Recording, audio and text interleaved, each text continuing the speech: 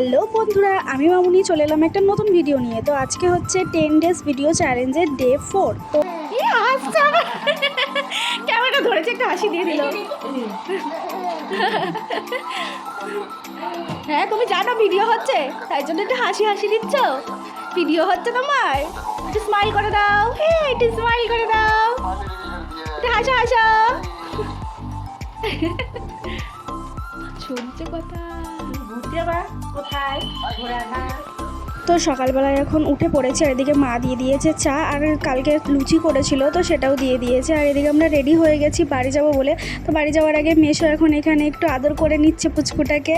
তো আমরা তো সবাই রেডি, তারপরে বেরিয়ে যাব। কিন্তু মনটা ভীষণ খারাপ করছে, বিশেষ করে পুচকুটার জন্য। ওর জন্যই কিন্তু তাড়াহুড়ো করে এসছিলাম। তো যাই হোক, বাড়িতে তো যেতেই হবে। এমনি তো আমার গরমকালটা যেন তো ভালো লাগে না, কিন্তু এই বাইরে বেরোলে এই দৃশ্যগুলো কিন্তু খুব ভালো লাগে। গাছ ভর্তি লাল হলুদ ফুল, তারপরে আম জাম লিচু, মানে এই ব্যাপারগুলো ভালো লাগে গরমে।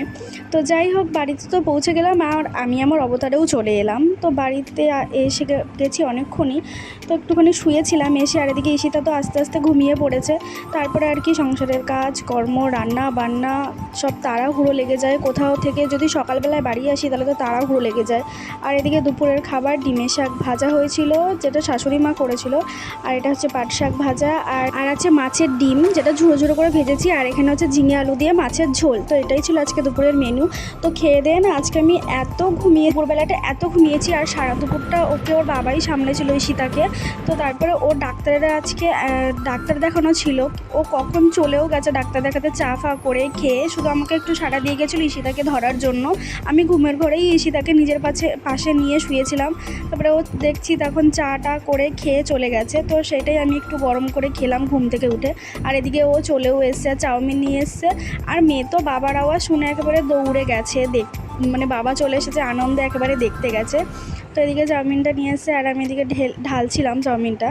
তো এখন সন্ধ্যেবেলা টিফিন এটাই করব। তো চলো, আবার চাউমিন খেয়ে এদিকে আমি করতে এসেছিলাম চা, কারণ বড়মশাই বললে আবার একটু ভালো করে চা করো। তো ওই জন্য আবার একটু চা করলাম। আর একেবারে রাত্রের জন্য ভাতও চাপিয়ে দিয়েছি, কার দুপুরের তরকারি রয়েছে আর ভাত করব, এইটাই হয়ে যাবে। আর তোমাদেরকে তো বললামই সকালবেলা যে ঈশিতার খুব সর্দি লেগেছে, হট করে ওয়েদারটা চেঞ্জ হয়েছে, তাই জন্য কিন্তু আমি এই তেলটা বানিয়েছিলাম।